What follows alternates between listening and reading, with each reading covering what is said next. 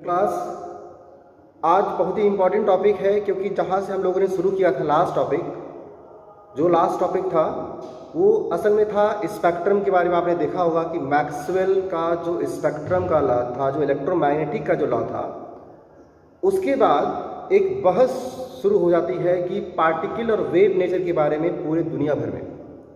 उसी बहस को हम आगे बढ़ाएंगे आज। और आज की जो थ्योरी है एक माइलस्टोन थ्योरी है, जिससे क्वांटम फिजिक्स प्रोड्यूस होता है।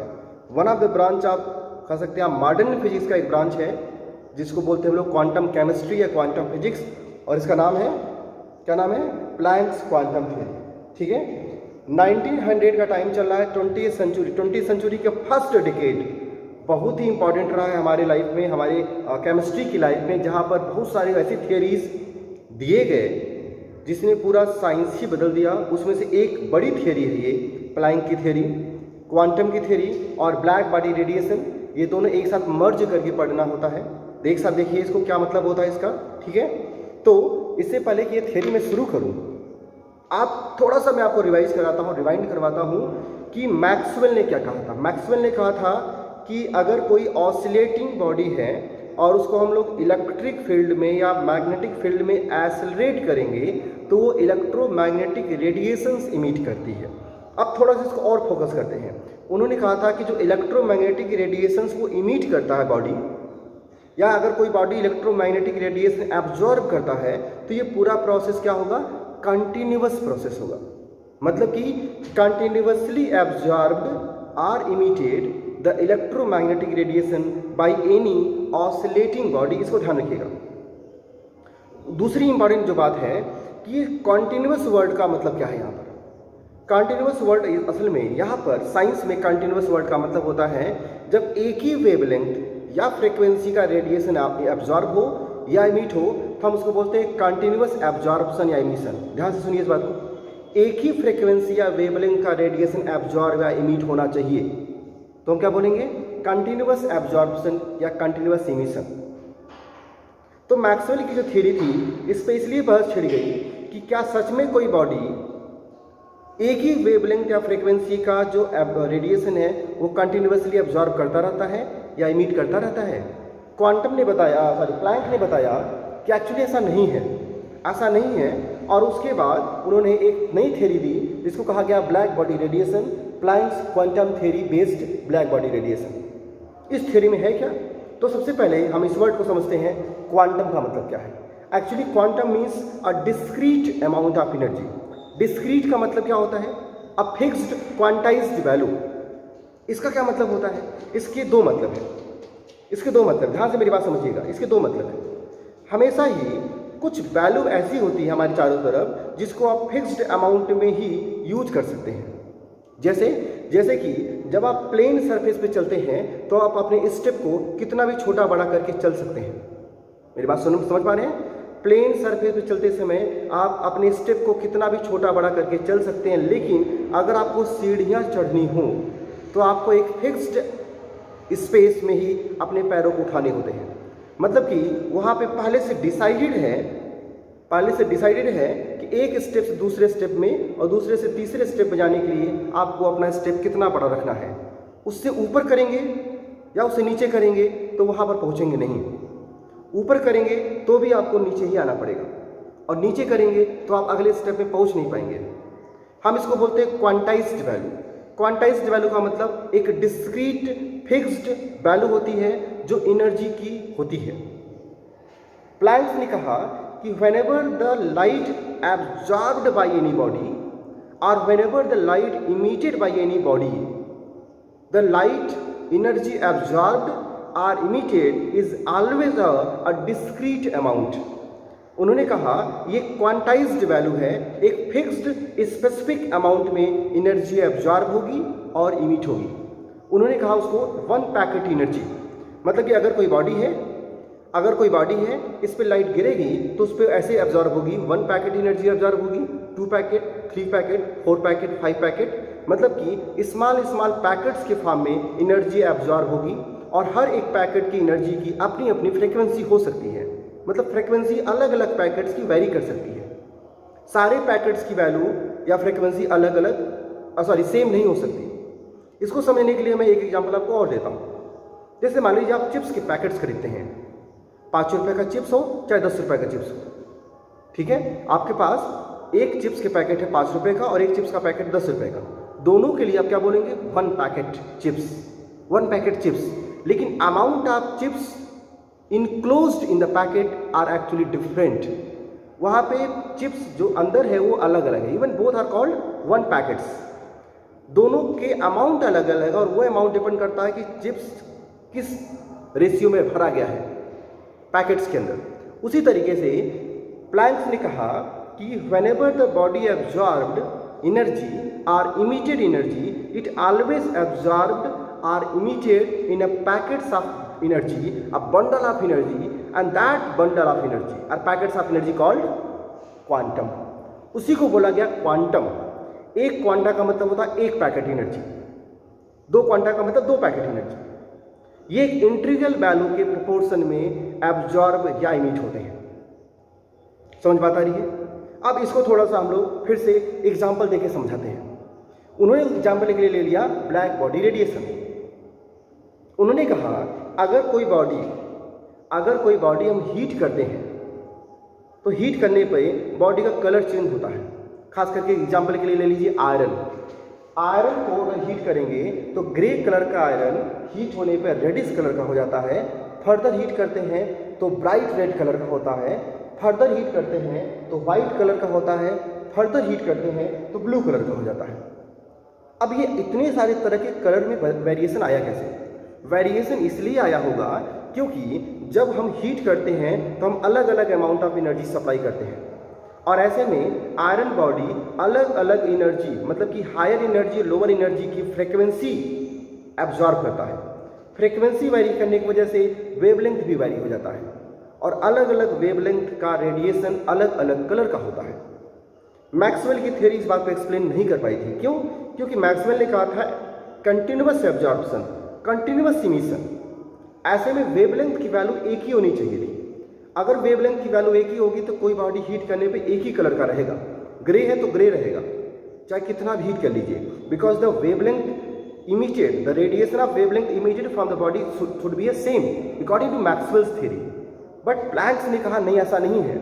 हम जब हीट करते हैं तो ऐसे में जो प्रोपोर्शन ऑफ एनर्जी है जो एब्जॉर्ब करता है वो बदल जाता है और अलग अलग एनर्जी के प्रोपोर्शन की फ्रीक्वेंसी अलग अलग हो सकती है, जिसकी वजह से वेवलेंथ वेरी करता है और वेवलेंथ वेरी करने की वजह से बॉडी का कलर बदल जाता है। एग्जाम्पल के लिए ग्राफ देखिए। ग्राफ में हमने 3 प्रोपोर्शन का अलग अलग टेम्परेचर यूज किया है। अगर किसी बॉडी को हम अलग अलग टेम्परेचर पर रखें तो आप देख पा रहे होंगे लोअर टेम्परेचर पर वेवलेंथ की वैल्यू ज़्यादा है, वेवलेंथ वाला प्रोपोर्शन ज़्यादा है। जैसे जैसे हम टेम्परेचर बढ़ा रहे हैं, जैसे जैसे टेम्परेचर बढ़ा रहे हैं, ये जो है, जो इसका मैक्सिमा पॉइंट है, जो पीक पॉइंट है, वो एनर्जी, जिसको एनर्जी रिप्रेजेंट कर रहा है, वो बढ़ता चला जा रहा है। हायर टेम्परेचर पे बॉडी ज़्यादा एनर्जी ऑब्जॉर्व कर रही है, जिसकी वजह से वेवलेंथ की वैल्यू जो है कम हो जा रही है, क्योंकि जो रेशियो है एनर्जी का वो कहाँ चला गया? वो लोअर वेवलेंथ की तरफ चला जा रहा है। ये जो वैल्यू थी ये घट करके थोड़ा सा ऊपर की तरफ जा रही है ना। ग्राफ में इंडिकेट कर रहा है कि हायर एनर्जी पर वेवलेंथ की वैल्यू कम रहेगी और ऐसे में वेवलेंथ की वैल्यू कम होने की वजह से वहाँ पर कलर वेरी कर जाएगा, मतलब कि अलग अलग वेवलेंथ होने पर कलर वेरी करेगा। ठीक है? Different amount of energy absorbed by the body at different temperature, यही इंपॉर्टेंट है। इसलिए जब हम अलग अलग टेम्परेचर पर रखते हैं, अलग अलग टेम्परेचर पे बॉडी को रखते हैं तो अलग अलग एनर्जी ऑब्जॉर्व करती है, जिसकी फ्रीक्वेंसी, एसोसिएटेड फ्रीक्वेंसी या एसोसिएटेड वेवलेंथ अलग अलग होता है, जिसकी वजह से कलर चेंज हो जाता है। उन्होंने ब्लैक बॉडी क्यों यूज किया?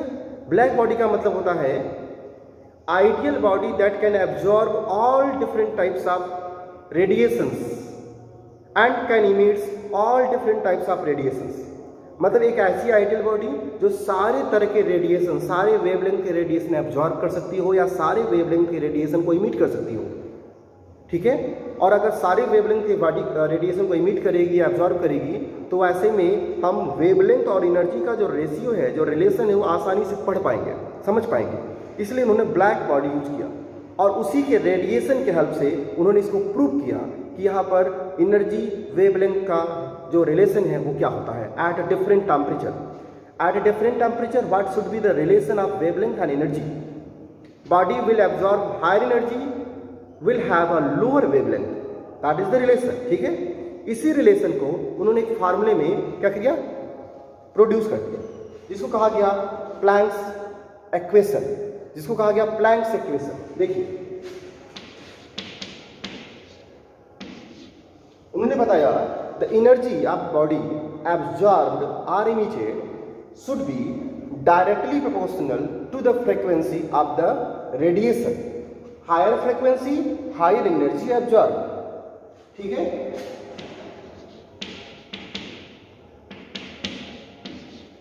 प्रोपोर्शनलिटी हटाएंगे तो वहां पे लगाएंगे एक कांस्टेंट जिसको कहा गया प्लैंक्स क्वांटम कांस्टेंट या प्लैंक्स कांस्टेंट, जिसकी वैल्यू होती है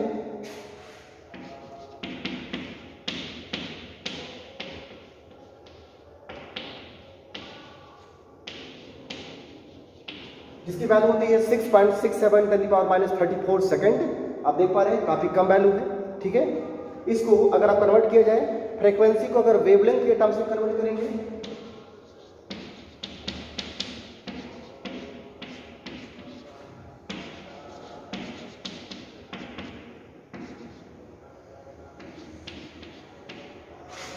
तो हमारे पास तीन तरह के फार्मूले बनते हैं। In the terms of frequency E energy equal to h nu. H nu this is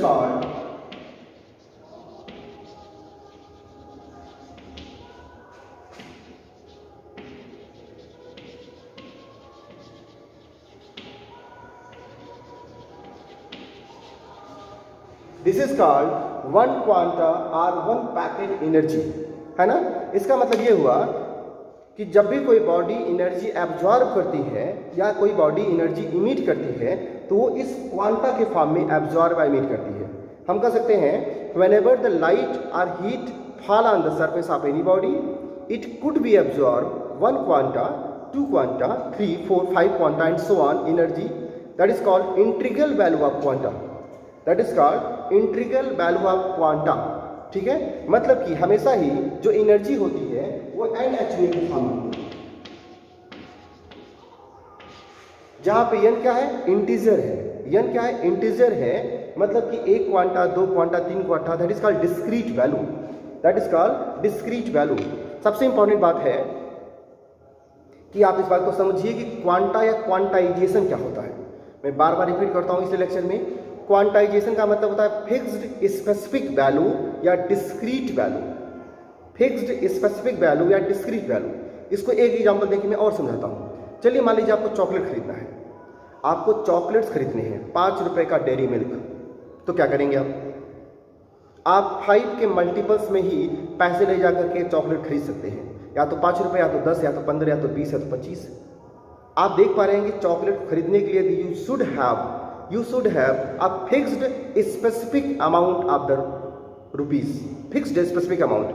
अगर आपके पास 7 रुपए हैं, अगर आपके पास 7 है, 8 है, 9 रुपए हैं, तो भी आप एक ही चॉकलेट खरीद सकते हैं, बाकी 4 रुपए से कोई मतलब नहीं है।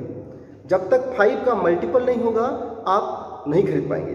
अब उसी 5 को समझ लीजिए, ये एक फिक्स्ड वैल्यू है। तो two by a second chocolate you should have a next 5 rupees. That is called a fixed specific value. इसी को बोलते हैं discrete value, discrete energy value. और इसी स्पेसिफिक वैल्यू को कहा गया है क्वांटाइजेशन।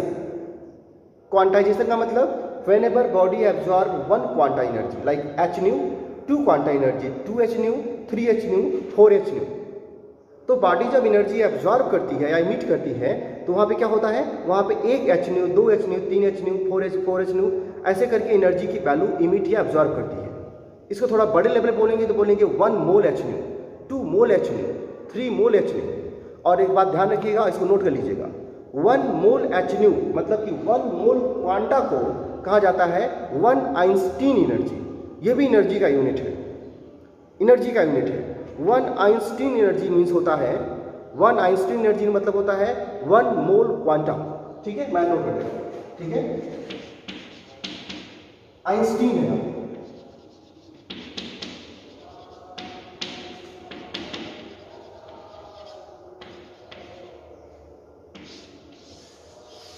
ठीक है। 1 आइंस्टीन एनर्जी का मतलब क्या होता है, 1 मोल hν या 1 मोल क्वांटम।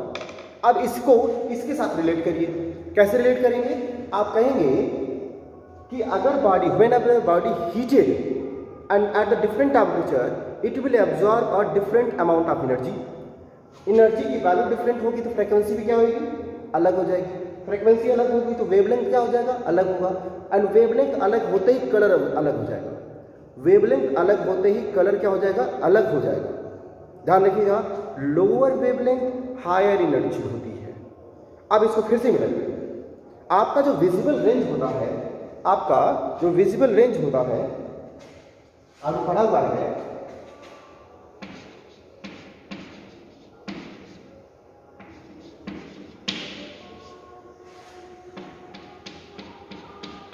ठीक है, ये होता है। थोड़ा ध्यान से मेरी बात समझिएगा। ब्लू कलर की लाइट इमिट हो रही है, ब्लू कलर की लाइट इमिट होने का मतलब क्या हो गया, लोअर वेवलेंथ इमिट हो रहा है, मतलब कि हायर एनर्जी है। इस समय जो बॉडी है, ब्लू कलर की कंडीशन में जो बॉडी है, जब वो ब्लू कलर की लाइट इमिट कर रही है, जो बॉडी है, कौन सी बॉडी, आयरन बॉडी, उस समय वहाँ उसका क्या है, उसका एनर्जी की वैल्यू ज़्यादा है, ज़्यादा एनर्जी इमिट कर रहा है, क्योंकि हमने उसको ज़्यादा टेम्परेचर पे रखा है बॉडी को। उसके पीछे देखिए, मिलाइए, जैसे जैसे पीछे आएंगे ब्लू से वो ऑरेंज और रेड की तरफ बढ़ रहा है ना, मतलब कि रेडिश और रेडिश कलर या जो ब्राइट रेड कलर है, इसका वेवलेंथ कम होता है, सॉरी वेवलेंथ ज़्यादा होता है। वेवलेंथ ज़्यादा होने का मतलब एनर्जी कम है। रेड कलर की वेवलेंथ की वैल्यू ज़्यादा होती है, ठीक है। लेफ्ट टू राइट जाते हैं तो वेवलेंथ बढ़ता है, higher wavelength lower energy, lower wavelength higher energy. अब आप मिला लीजिए कि according to the Planck's theory हम कह सकते हैं कि जो ब्लू कलर का वेवलेंथ है ना, ब्लू कलर की जो लाइट इमिट हो रही है वो हायर एनर्जी पर है, और इसलिए हायर है क्योंकि टेम्परेचर हमने ज़्यादा रखा है, हमने ज़्यादा एनर्जी सप्लाई की हुई है। तो ब्लैक बॉडी रेडिएशन को हम प्रूव कर सकते हैं अकॉर्डिंग टू प्लैंक्स थ्योरी, ठीक है। ये प्लैंक्स क्वांटम थ्योरी था, जिसमें आपको क्वांटाइजेशन वैल्यू 1 hν 2 hν जिसकी मैं बात कर रहा हूँ, discrete fixed specific amount value बोलते हैं जिसको, ठीक है। और इस पूरे फार्मूले का हम लोग जो रिलेशन है वो पढ़ेंगे अगले, एक बड़ा इंपॉर्टेंट थ्योरी है फोटो इलेक्ट्रिक इफेक्ट में। तो आज का लेक्चर यहीं पे मैं ख़त्म करूँगा, इसको पूरी अच्छे तरीके से देखिए और इसको नोट करिएगा, ठीक है। Thank you.